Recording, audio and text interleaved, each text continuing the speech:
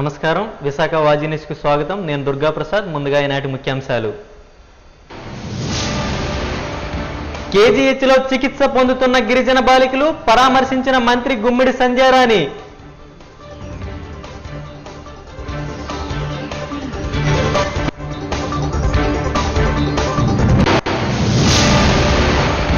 ఎండాడలో కేటాయించిన స్థలంలోనే యాదవ సంఘ భవన నిర్మాణం చేపట్టాలి. జాతీయ యాదవ ఐక్య వేదిక విజ్ఞప్తి.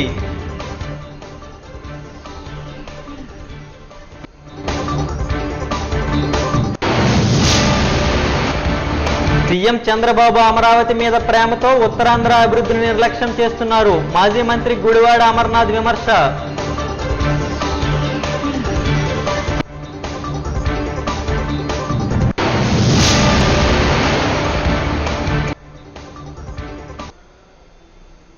ఇక డీటెయిల్స్ చూద్దాం. పార్వతీపురం మన్యం జిల్లా కురుపాం ఏకలవ్య గురుకుల పాఠశాలకు చెందిన 129 మంది విద్యార్థులు పచ్చకామర్లకు గురయ్యారు. వారిలో 37 మంది కేజీహెచ్లో చికిత్స అందిస్తున్నారు. వీరిని రాష్ట్ర గిరిజన స్త్రీ శిశు సంక్షేమ శాఖ మంత్రి గుమ్మడి సంధ్యారాణి పరామర్శించారు.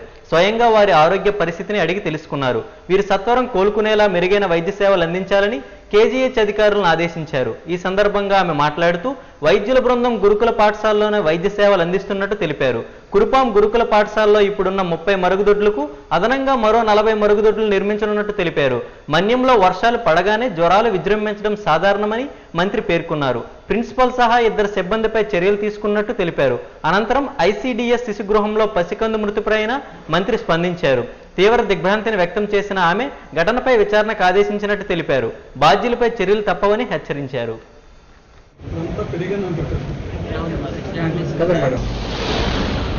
బాగుంది, పిల్లలు చక్కగా చూసుకుంటున్నారు.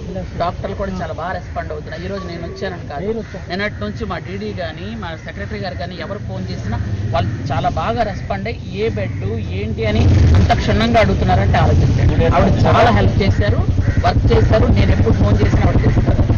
ఎందుకంటే అది నేను ఎందుకు చెప్పాలనుకుంటున్నానంటే ఇంతకు పూర్వం నాకు కొన్ని బాధలు ఉన్నాయి. ఇంతకు పూర్వం ఎప్పుడు తీసేవాళ్ళు కాదు, కొంతమంది పేర్లు చెప్పడం బాగోదు. కానీ ఆవిడ చక్కగా ఫోన్ తీస్తారు. వెంటనే ఎవరు ఏంటి వార్డుని తీసుకొని అక్కడికి వెళ్ళి ఇలా మేడం గారు ఫోన్ చేశారు మీకోసమే అని వాళ్ళకి చెప్తారు. అందుకనే నేను చెప్తున్నాను. ఎందుకంటే ఎవరైనా పిల్లల్ని పంపించేటప్పుడు నేను సూపరింటెండెంట్ గారు ఫోన్ చేసి మరీ పంపిస్తున్నాను. హాస్టల్లో పిల్లలైతే నాకు వార్డెన్ చెప్తాను. ఎంక్వైరీ చేస్తున్నామనే చెప్పాను మీకు. ఎంక్వైరీ చేస్తున్నాము, ఎవరికి తప్పున్నా ఉపేక్షించేది లేదు అని టీం అక్కడే ఉన్నారు, ఆల్రెడీ ఉన్నారు. మెడికల్ టీం ఉన్నారు, డాక్టర్ మెడికల్ టీం మొత్తం స్కూల్ దగ్గరే ఉన్నారు, హాస్టల్ దగ్గరే ఉన్నారు. ఆల్రెడీ హాస్పిటల్లో జాయిన్ చేశారు కదా, ఇక్కడ కూడా ఒక మెడికల్ టీం ఇచ్చారు. ఎవరైతే పిల్లలు డిశ్చార్జ్ చేసి ఇంటికి వెళ్తారో వాళ్ళు కూడా రోజు వెళ్ళి చెక్ చేసుకుంటున్నారు. నాకు తెలుసు ఆర్ఓ ప్లాంట్ బాగుంది, మీరు వెళ్ళి చూడండి. ఏదైనా ప్రాబ్లం ఉంటే వెంటనే మేము రియాక్ట్ అవుతాం, within no time react అవుతాం అండి. ఎందుకు అని అంటే హాస్టల్లో ఉన్న విద్యార్థులు మాకు అంత ముఖ్యం. అక్కడ నిజంగా వాటర్ బాగలేదు అని అంటే నెల రోజుల నుంచి బాగలేదు, నెల రోజులు ఏం తాగుతారండి ఒకసారి ఆలోచించండి.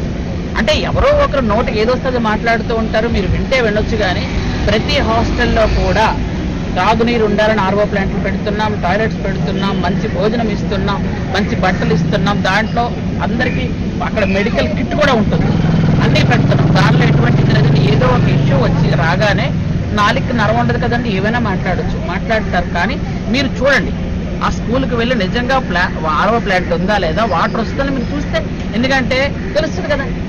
అంటే ఎలాగో మాట్లాడతారు. పిల్లలకి ఒంట్లో బాగున్నప్పుడు దయచేసి రాజకీయం చెయ్యొద్దు. పిల్లల ఆరోగ్యమే మాకు ముఖ్యం. ఎవరేం మాట్లాడుకోని నేను పట్టించుకోను.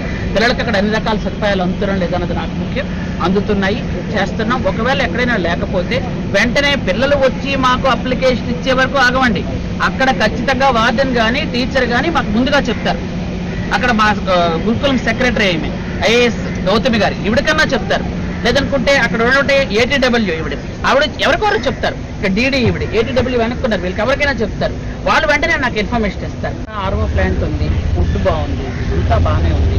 అక్కడ ఏఎన్ఎం కూడా ఉన్నారు, అన్ని జాగ్రత్తగా ఉన్నాయి. కాకపోతే పిల్లలు ఇంటికి వెళ్ళి వచ్చిన తర్వాత నేను మీకు ముందే చెప్పాను, ఇంటి దగ్గర నుంచి వచ్చిన వెంటనే పిల్లల్ని మనం ఇంట్లో ఉన్నప్పుడు పిల్లలు ఎవరు కూడా ఆపలేదు.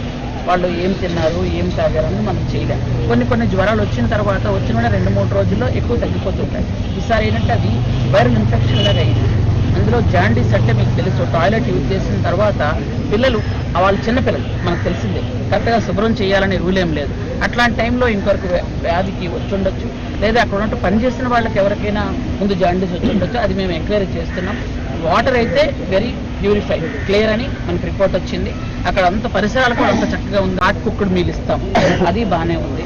ఇప్పుడు టాయిలెట్స్ ఒకళ్ళు ప్రాబ్లం ఉందేమో, 40 టాయిలెట్ ఎక్స్ట్రా కట్టిస్తున్నాం. ఇంకా అన్ని రిపోర్ట్స్ కూడా తెప్పించుకుంటున్నాం. ఇంకేదైనా ప్రాబ్లం ఉంటే, ఒకవేళ నిజంగా ఎవరిదైనా తప్పు జరుగుంటే క్రమశిక్షణా చర్యలకు కూడా మేము. జాలారిపేటలో నిర్వహించిన అన్నదాన కార్యక్రమంలో గంజిపడి గాయాల పాలై కేజీహెచ్లో చికిత్స పొందుతున్న చిన్నారులను ఎమ్మెల్యే వంశీకృష్ణ శ్రీనివాస్ పరామర్శించారు. వారి ఆరోగ్య పరిస్థితి గురించి వైద్యాధికారులను అడిగి తెలుసుకున్నారు. చిన్నారులు త్వరగా కోలుకునేలా మెరుగైన చికిత్స అందించాలని సూపరింటెండెంట్ డాక్టర్ వాణికి సూచించారు.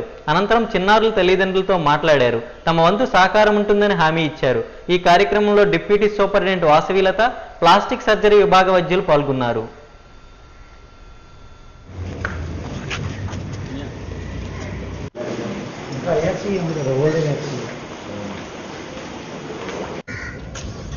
కొంచెం బాగా ఇండికేట్ చేశాను. అందువల్ల జనాలందరూ అన్నదానం పెట్టినందుకు కొంచెం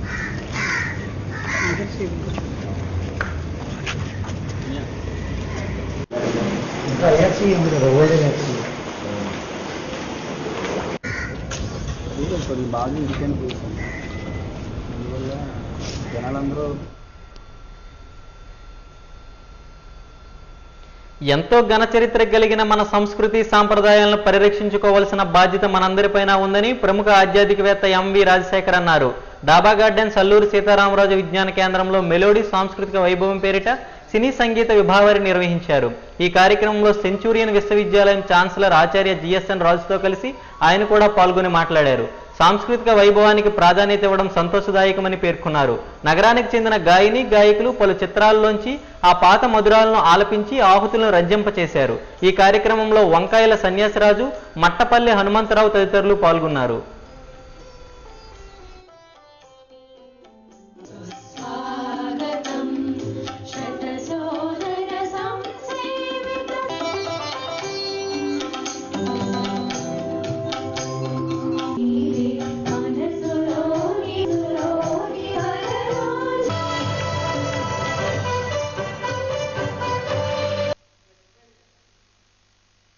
ఒక మంచి వాయిస్ తో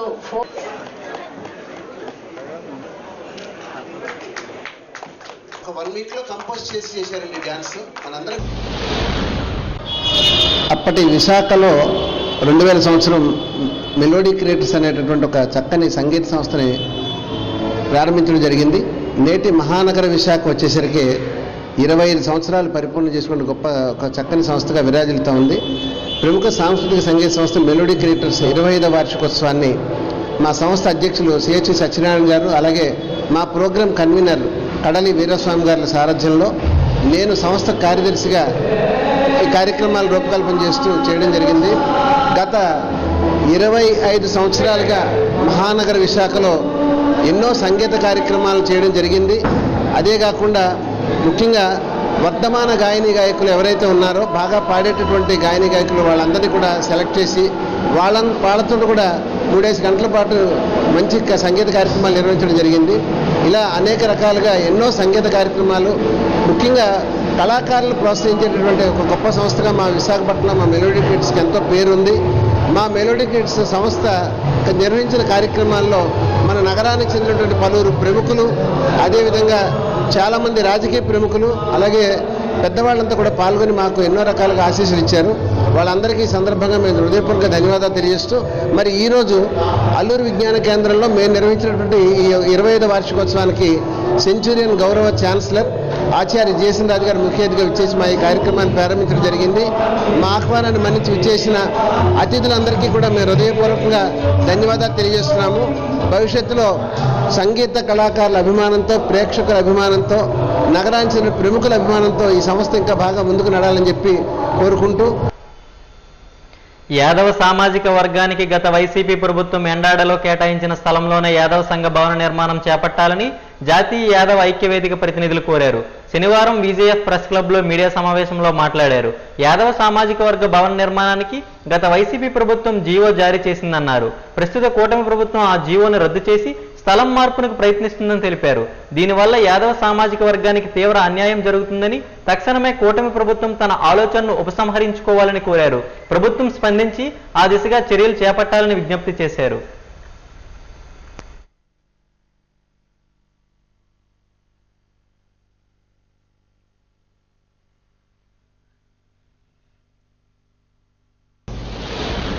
కమ్యూనిటీ భవనాలు ఎందుకు నిర్మిస్తారంటే పవారిటీ దిగువలో ఉన్న వాళ్ళు, విశాఖపట్నం అంటేనే మేజరు మెడికల్ టూరిజం.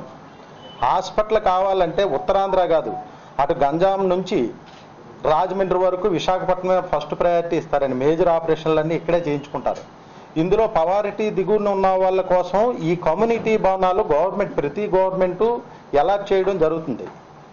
ఒకసారి ఒక జీవో పాస్ చేసిన తర్వాత మళ్ళీ జీవో పెట్టి ఎక్కడో ప్లేస్ కావాలంటే చాలా కష్టమండి. అది అనుకూలమైన ప్లేస్ని అనుకూలం కాదంటున్నారు కలెక్టర్ గారు కూడా. ఇప్పుడు మేజర్ ఏంటంటే ఎడ్యుకేషన్ మోస్ట్ ఇంపార్టెంట్ అండి, ఎడ్యుకేషన్ అండ్ హెల్త్. ఈ ఎడ్యుకేషన్లో శ్రీకాకుళం జిల్లా, విజయనగరం జిల్లా వచ్చే పిల్లలు ఎగ్జామ్స్ కని వాళ్ళు రూమ్స్ తీసుకోలేరు, ఫుట్పాత్ల మీద పడుకుంటున్నారు స్టూడెంట్స్ కూడా. తర్వాత కేజీహెచ్ అంటే ఉత్తరాంధ్ర కాదు, మొత్తం ఆంధ్రాకే నెంబర్ 1 హాస్పిటల్. కేజీహెచ్లో ఆపరేషన్ ఉచితంగా చేస్తారు, కానీ వాళ్ళకి వెనకాల రోగిని చూసుకోవడానికి వచ్చే వాళ్ళకి వసతులు కల్పించటం వాళ్ళు లేరు. వీళ్ళ కోసమే ఈ కమ్యూనిటీ భవన్ అనేది మోస్ట్ ఇంపార్టెంట్ అండి. దీనికి అందరూ సహకరిస్తే వీళ్ళకి ఒక సహాయం చేసిన వాళ్ళు అవుతారండి. మేము గత 2 నెలల నుంచి మాకు ఒక విషయం మాకు జిల్లా సంఘం పెద్దలు చిన్న సమావేశం ఏర్పాటు చేసి ఇలాగ యాదవ్ భవనం ఇక్కడ కంటే ఇంకొదే బాగుంటుందని మేము ప్రపోజల్ పెట్టడం జరిగింది అనేసి మాకు సలహాలు అడగడం జరిగింది. అందులో కూడా మేము ఆల్ సప్లైనా మేము అపోజ్ చేసాము. ఆ ఎండాల్లో ఏదైతే స్థలం కేటాయించిందో గత ప్రభుత్వం, ఆ స్థలం మాకు ఎట్టి పరిస్థితుల్లో దాన్ని మళ్ళీ మిస్గైడ్ చేయొద్దు. ఆ స్థలంలోనే మనం భవనం కట్టుకుందాం. బీసీ కార్పొరేషన్ కడితే ఓకే, కట్టకపోతే మనమైనా ఏదో డొనేషన్లో చేసినా మనం యాదవ్ భవనం అక్కడ కట్టవలసిందే. ఎందుకంటే గత ప్రభుత్వము మనం మేయర్గా గొలగాని హరివెంకట కుమార్ గారి నాయకత్వంలోని, కలెక్టర్ గారు అయితేనేమి, మా అప్పుడు మినిస్టర్ గారు కారుమూరి నాగేశ్వరరావు గారు ఆధ్వర్యంలో జీవో నంబరు 571 ద్వారా అక్టోబర్ 3వ తారీఖు 2023 సంవత్సరంలో 50 సెంట్ల స్థలం ఎండాడ గ్రామంలో సర్వే నంబరు 179/11 కేటాయించడం జరిగింది. ఆ స్థలం కేటాయించిన తర్వాత మేము అందరూ పెద్దలందరూ ఇక్కడ ఉన్న వాళ్ళు కొంతమంది అందరూ మిగతాలందరూ కలిసి వెళ్ళి శంకుస్థాపన కూడా చేస్తాం. ఆ స్థలం కట్టుకుందాం. కానీ అనివార్య కారణాల వల్ల ఇది ప్రభుత్వాలు మారడము, దాన్ని మళ్ళీ అలాగ వదిలేయడం. ఈ మధ్య మళ్ళీ మేము వెళ్ళి దాన్ని ఏదో చెయ్యాలి, చిన్న షెడ్ అది కడదాము దసరా తర్వాత అని చెప్పేసి ఒక ఆలోచన చేస్తున్నాము. అందులో బాగా ఎందుకంటే ఆ భవనం అక్కడ కానీ యాదవులకి నిర్మాణం జరిగితే ఇటు ఉత్తరాంధ్రకి అన్ని విధాలు. ఆసీలిమెట్ట జోస్ ఆలుక్కాస్ వజ్రాభరణాల షోరూం దీపావళి పర్వదినాన్ని పురస్కరించుకుని సిగ్నేచర్ పేరిట జ్యువెలర్ ఎగ్జిబిషన్ ను ప్రారంభించింది. ఈ నెల 26 వరకు ఈ షో కొనసాగుతుంది. ఈ సందర్భంగా డైమండ్ వజ్రాభరణాల కొనుగోలు మీద 20% రాయితీనిస్తుంది. అలాగే ప్రతి క్యారెట్ డైమండ్ కొనుగోలుపై 500 మిల్లీగ్రాముల గోల్డ్ కాయిన్ ఉచితంగా అందజేస్తుంది. ఈ ఆఫర్లతో పాటు ప్రతి గ్రాము పైన 600 రూపాయలు తగ్గింపునిస్తున్నట్టు సంస్థ ప్రతినిధి తెలిపారు. ఈ అవకాశాన్ని వినియోగదారులు సద్వినియోగం చేసుకోవాలని కోరారు.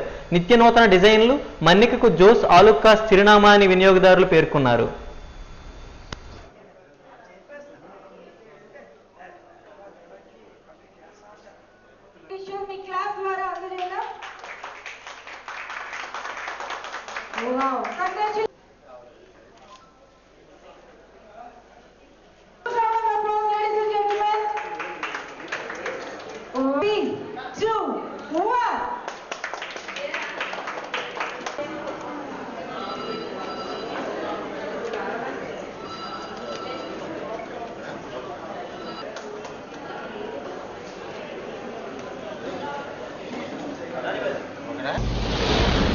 జోస్ ఆలుక్కాస్ విశాఖపట్నంలో అతిపెద్ద వజ్రాభరణాల షోరూం.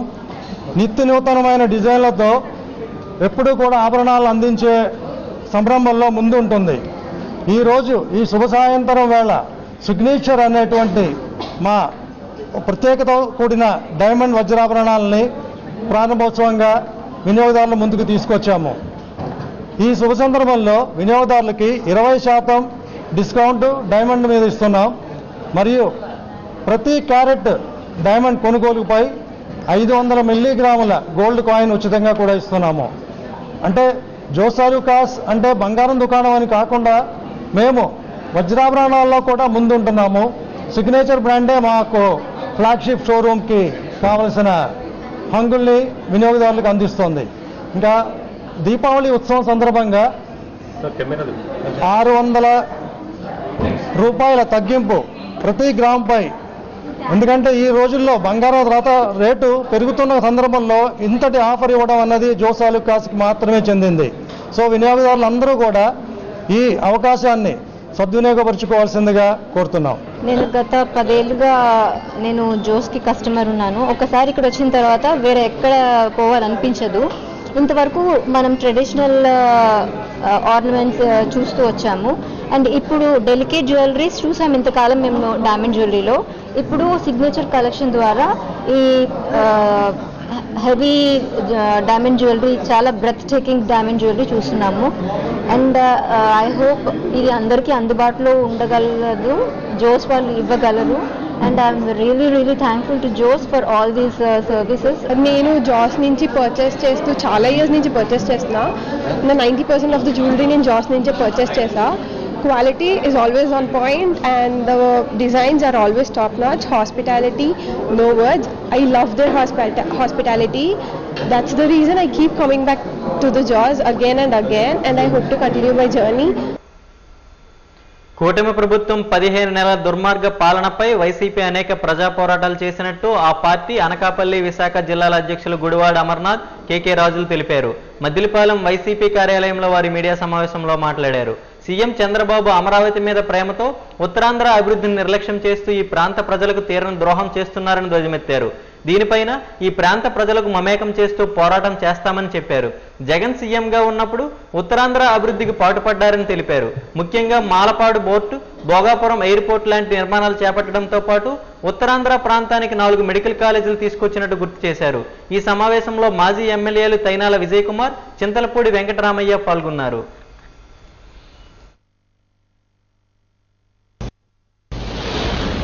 ఉమ్మడి విశాఖపట్నం, ఉమ్మడి విజయనగరం, ఉమ్మడి శ్రీకాకుళం జిల్లాల్లో ఉన్నటువంటి ప్రధానమైనటువంటి సమస్యలన్నింటినీ కూడా ఈ సమావేశంలో చర్చించాలని చెప్పి కూడా నిర్ణయం తీసుకోవడం జరిగింది. పార్టీ 2024లో అధికారం కోల్పోయిన తర్వాత నిర్వహిస్తున్నటువంటి ఒక ప్రతిష్టాత్మకమైనటువంటి సమావేశం ఇది. ప్రాంతాల వారీగా ఉన్నటువంటి సమస్యలు మీ అందరికీ తెలుసు. రాష్ట్రంలో ఉత్తరాంధ్ర, ఉభయ గోదావరి జిల్లాలు, కోస్తాంధ్ర, రాయలసీమ అనేటువంటివి ఏ ప్రాంతానికి ఉన్నటువంటి సమస్యలు, ఏ ప్రాంతానికి ఉన్నటువంటి సంస్కృతులు, సాంప్రదాయాలు, రాజకీయాలు అనేటువంటి సహజంగా మన రాష్ట్రంలో ఉన్నటువంటి విషయం మీ అందరికీ తెలుసు. అందుకనే ఈ ప్రాంతం అంతా కూడా ఉత్తరాంధ్ర ప్రాంతానికి ఉన్నటువంటి అనేక అంశాలన్నింటినీ కూడా ఈ సమావేశం ద్వారా చర్చించి పార్టీ ఒక ప్రణాళికను రూపొందించి తద్వారా రేపు రానటువంటి కాలంలో ఈ ప్రభుత్వం మీద ఏ రకమైనటువంటి కార్యాచరణ రూపొందించాలనేటువంటి దాని మీద కూడా రేపు ఈ సమావేశంలో చర్చించడం జరుగుతుంది. అలాగే అందరి తాలూకు సలహాలు, సూచనలు ఇవన్నీ తీసుకొని ఈ కార్యక్రమం ద్వారా, అంటే ఇది ఒక సమీక్షా సమావేశంలాగా రేపు జరగబోతా ఉంది. ఈ సమీక్షా సమావేశంలో జరిగినటువంటి చర్చ, దీంట్లో నుంచి వచ్చేటువంటి అవుట్కమ్, దీని అంతటినీ కూడా పార్టీ అధ్యక్షులు జగన్మోహన్ రెడ్డి గారి సమక్షంలో మరొకసారి చర్చించి ఉత్తరాంధ్రలో ఉన్నటువంటి అనేక అంశాలని, ప్రభుత్వం మీద తీసుకురావాల్సినటువంటి ఒత్తిడిని, ఇవన్నీ కూడా వారితో చర్చించి ఒక కార్యాచరణ కూడా రూపొందించాలనేటువంటిది ఈ సమావేశం తాలూకా ముఖ్య ఉద్దేశం. దాంతోపాటు గడిచినటువంటి 5 సంవత్సరాలు 2019-24 సంవత్సరం మధ్యలో వైఎస్ఆర్ కాంగ్రెస్ పార్టీ హయాంలో ఏ రకమైనటువంటి అభివృద్ధి కార్యక్రమాలు ఉత్తరాంధ్ర ప్రాంతంలో చేశామనేటువంటిది కూడా ఈ సమావేశం ద్వారా ప్రజలకు చెప్పేటువంటి కార్యక్రమం కూడా చేయాలన్నటువంటి దాంట్లో కూడా ఈ సమావేశంలో ఒక ఎజెండాగా పెట్టుకోవడం జరిగింది. సో రేపు ఆ సమావేశం ఉదయం 10 గంటలకి చెన్నా కన్వెన్షన్ ఆనందపురంలో నిర్వహించి 2-3 గంటలు దీని మీద పెద్ద ఎత్తున చర్చ జరిపి తదనంతరం మీ ద్వారా ప్రజలకి ఆ సమావేశం తాలూకు ఉద్దేశాన్ని కూడా చెప్పాలనేటువంటి నిర్ణయం కూడా తీసుకోవడం జరిగింది.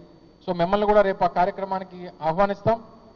సమావేశంలో జరిగినటువంటి ప్రధానమైనటువంటి అంశాలన్నింటినీ కూడా మీ ద్వారా ప్రజలకు తెలియజెప్పేటువంటి కార్యక్రమం చేస్తారు. తదుపరి కార్యాచరణ జగన్మోహన్ రెడ్డి గారితో మాట్లాడి కార్యాచరణ ఏ రకంగా ఉండబోతుందో అనేటువంటిది కూడా తర్వాత వెల్లడించేటువంటి కార్యక్రమం కూడా చేయబోతా ఉన్నాం. సో ఎన్నికల తర్వాత సంవత్సరాల కాలం గడిచిపోయింది.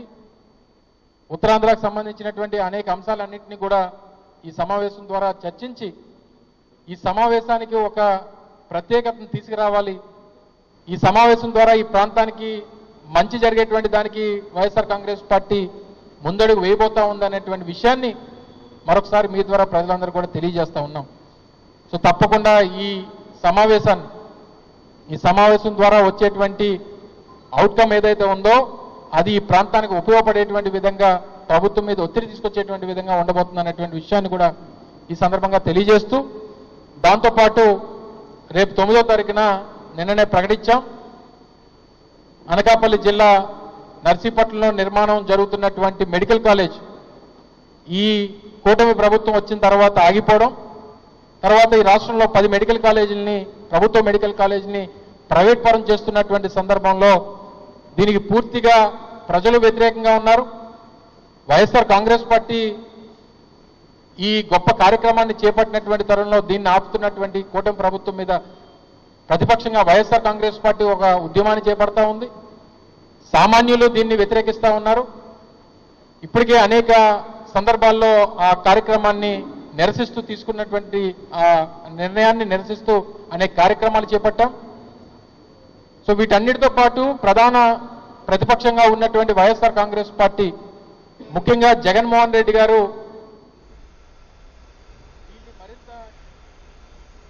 పెదగదిలి సాలిపేటలో స్థానిక యువజన సంఘం ఆధ్వర్యంలో నిర్వహించిన శ్రీ ఎర్నిదుర్గ మహాకాళి భైరవ అమ్మవారి నవరాత్రి మహోత్సవాలు ముగిశాయి. ఉత్సవాల సందర్భంగా నిర్వాహకులు అన్నప్రసాద వితరణ కార్యక్రమం ఏర్పాటు చేశారు. స్థానిక భక్తులు పెద్ద సంఖ్యలో పాల్గొని అమ్మవారి ప్రసాదాన్ని స్వీకరించారు.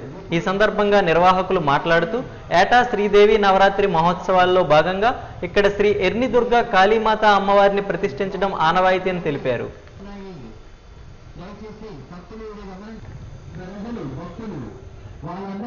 అమ్మవారి యొక్క ఆశీస్సులు ఎల్లప్పుడూ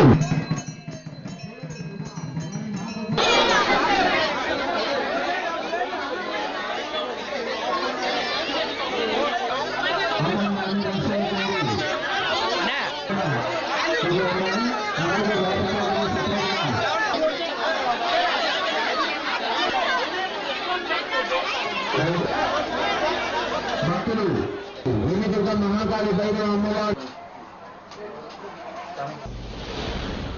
ఈరోజు మేము ప్రతి ఏళ్ళలాగే ఈరోజు కూడా ఈ సంవత్సరం కూడా నవరాత్రి ఉత్సవాలు చాలా ఘనంగా చేస్తున్నాం. అమ్మవారు మేము నవరాత్రుల్లో అనగా దుర్గమ్మను కాదు కాళీ, ప్రతి సంవత్సరంలాగే కాళీ స్వరూపం అనేది పెడుతుంటాం. ఈ సంవత్సరం అమ్మవారిని ఎప్పుడు నిల్చుని అమ్మవారు పెడుతుంది. ఈ సంవత్సరం అయితే అమ్మవారు కూర్చొని ధూమవతి రూపంలో కాళీ ఫేస్ ఇస్తూ బాడీ మాత్రం ధూమవతి రూపంలో ప్రజలకు చూపించాము. అలాగే ప్రతి సంవత్సరం ఎలాగైతే ఘనంగా చేస్తామో ఈ సంవత్సరం కూడా అలాగే అమ్మవారు కృపతో చాలా ఘనంగా మేమందరం కృషితో అమ్మవారు పూజా కార్యక్రమాలన్నీ కూడా నవరాత్రుల్లో చాలా ఘనంగా చేశాము. అలాగే ఈరోజు అన్న ప్రసాదం అంటే అన్న సంతర్పణకి అన్న ప్రసాదంకి చాలా అర్థం ఉంటుంది. అన్న సంతర్పణ అంటే లేని వాళ్ళకి పెట్టేది, అన్న ప్రసాదం అంటే అమ్మవారికి సమర్పించి వాళ్ళకి ప్రజలకి ప్రసాదం కింద ఇచ్చేదే. ఇవాళ అన్న ప్రసాదం కూడా జరుగుతుంది. మేము ఎప్పుడు కాళీ నవరాత్రుల్లో కాళీ ఆ స్వరూపంలో ఉగ్రరోజు స్వరూపంలో పెడతాం కాబట్టి మేము అమ్మవారికి అంటే మేము చేస్తున్న ఈ తాంత్రిక దీని ప్రకారంగా అమ్మవారికి మాకు తోచినట్టుగా అమ్మవారికి నైవేద్యం సమర్పించి ఆ నైవేద్యం అంతా కూడా ప్రజలు స్వీకరించాలని ప్రజలకి పెడుతుంటాం. మేము ప్రతిరోజు నవరాత్రులు ప్రారంభమైన కానించి కూడా ప్రతిరోజు ఉదయము సాయంత్రము కుంకుమ పూజలు అభిషేకాలు అనేది జరుగుతుంటాయి. భక్తులకు ప్రతి పూట మేము తెలుగుపరుస్తుంటాం అమ్మవారు కుంకుమ పూజ చేసుకుని ఎవరిని ప్రతిరోజు సాయంత్రం కుంకుమ పూజ చేసుకునేటప్పుడు అమ్మవారు మన గ్రామంలోకి వచ్చింది కాబట్టి వాళ్ళ సరదాలు సందర్లు ఉన్నాయి కాబట్టి ఆ రోజు ఒక రకరకాల ప్రోగ్రాలు కానీ భరతనాట్యము, కూచిపూడి ఇలా రకరకాలు మా గ్రామస్తులు అమ్మవారి కోసమే కొంతమంది లేచుకున్న ఉన్నారు మహిళలు. వాళ్ళతో కూడా కోలాటం లాంటివి ఇలాంటివి 9 రోజులు ప్రోగ్రాలు జరుగుతాయి. ఒక 5 రోజులు ప్రోగ్రాం జరిగినా ఒక రోజు అమ్మవారికి సాయి సమర్పించడం అని, లేకపోతే పళ్ళ ఊరేగింపవని, ఇలాగ రకరకాల కార్యక్రమాలు జరుగుతుంటాయి. నవరాత్రి రోజు, దసరా రోజు మాత్రం మహా చండీహోమం అంటే 9 అమ్మవారిని కూర్చుని పెట్టి నవదుర్గ చండీహోమం జరుగుతుంది. అక్కడికి మేము కొన్ని రోజులు కేటాయించి అమ్మవారికి ఒక 2-3 రోజులు గ్యాప్ తీసుకుని మాత్రం, అంటే మాకు ఫోటింగ్ ఎక్కువ ఉంటుంది కాబట్టి కొద్దిగా చుట్టుపక్కల బొమ్మలన్నీ చూసుకొని దాని ప్రకారంగా మేము ఒక టైం కేటాయించుకొని అమ్మవారి అన్నసంతరం. ఈ రోజు అంటే మనకి ఏకాదశి, ఎప్పుడు మేము ఏకాదశి పౌర్ణమికి ఒక రోజు ముందు ఇలా పెట్టడం మాకు ఆనవాతి. ఎందుకంటే మేము అమ్మవారిని తీసుకురావడము ప్రతి ఒక్కరు విదేశీయులు యారాడ బీచ్ సందర్శనలో విషాదం చోటు చేసుకుంది. మధ్యాహ్నం 2 గంటల సమయంలో ఇటలీకి చెందిన 16 మంది విదేశీయులు యారాడ బీచ్ సందర్శనకు వెళ్లారు. వారు బీచ్లో స్నానం చేసేందుకు ప్రయత్నించగా మెరైన్ పోలీసులు, జీవీఎంసీ లైఫ్ గార్డ్స్ ఇది స్నానానికి అనువైనది కాదని, లోతు ఎక్కువగా ఉంటుందని హెచ్చరించారు. అయినా వారు సముద్రంలో స్నానం చేసేందుకు దిగ్గా వారిలో 2 ఇటాలియన్ సముద్ర కెరటాలకు లోపలికి వెళ్లిపోయారు. వెంటనే అప్రమత్తమైన మెరైన్ పోలీసులు, జీవీఎంసీ లైఫ్ గార్డ్స్ సముద్రం లోపలికి వెళ్లి మునిగిపోతున్న వారిని అతి కష్టం మీద ఒడ్డుకు తెచ్చారు. వారిలో ఒకరి ఆరోగ్య పరిస్థితి విషమంగా ఉండటంతో సిపిఆర్ చేశారు. అయినప్పటికీ సిపిఆర్కి స్పందించకపోవడంతో చనిపోయినట్టు నిర్ధారించి అంబులెన్స్లో ఆసుపత్రికి తీసుకెళ్లారు. న్యూపోర్ట్ పోలీసులు కేసు నమోదు చేసి దర్యాప్తు జరుపుతున్నారు.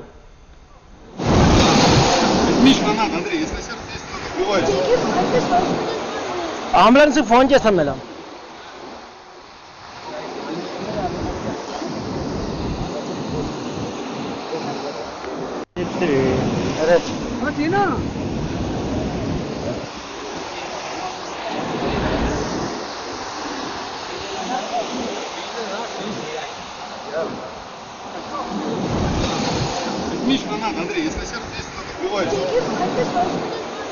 అంబులెన్స్కి ఫోన్ చేస్తాం మేడం.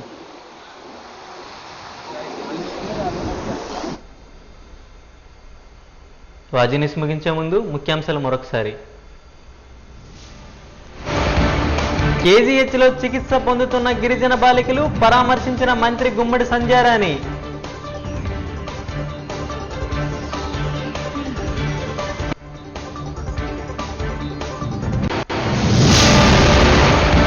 ఎండాడలో కేటాయించిన స్థలంలోనే యాదవ సంఘం భవన నిర్మాణం చేపట్టాలి. జాతీయ యాదవ ఐక్య వేదిక విజ్ఞప్తి.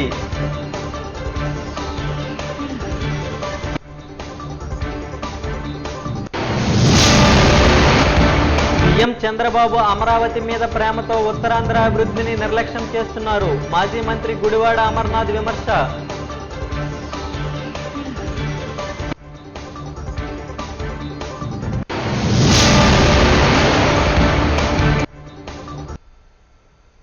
వాజీ న్యూస్ ఇంతటితో సమాప్తం. నమస్కారం.